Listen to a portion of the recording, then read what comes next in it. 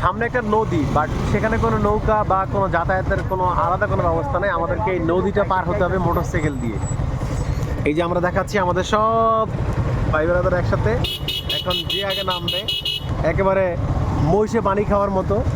মহিষ যেরকম একজন আগে পানি খেলে সবাই সেখানে ছুটে যায়, আমরা সব বাইকার এখন একজন নামলেই সবাই মিলে এখন নামা শুরু করবো একেবারে সবাই ডুববে। একদম।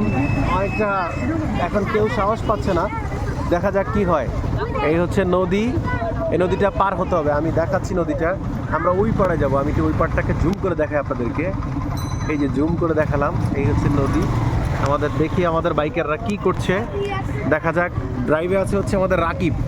রাকিব এই যে ড্রাইভে আছে রাকিব, দেখা যাক কি হয়।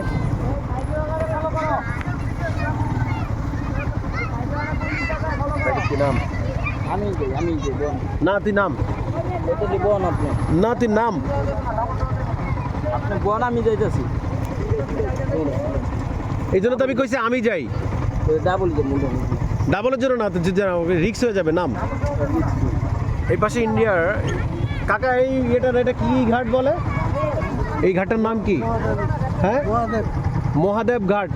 হ্যাঁ ঠিক আছে, ঠিক আছে। করে দেবো ক্যামেরা অফ কর। যাচ্ছি আমরা, দেখা যাক কি হয়।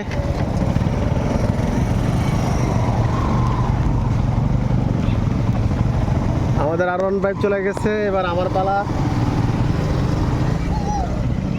তাদের ঢেউ আছে। বিসমিল্লাহ, আমরা যাচ্ছি আদা পানির নিচে দিয়া, দেখা যাক কি হয়।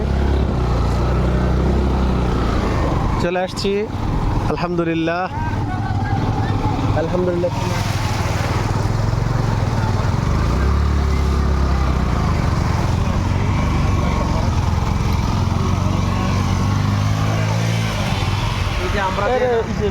আমরা যে পাথর বালু ব্যবহার করি না, কি জানি সিলিকন বালু বলে, যে এই যে সব সিলিকন বালু এই নদীতে, সব সিলিকন বালু।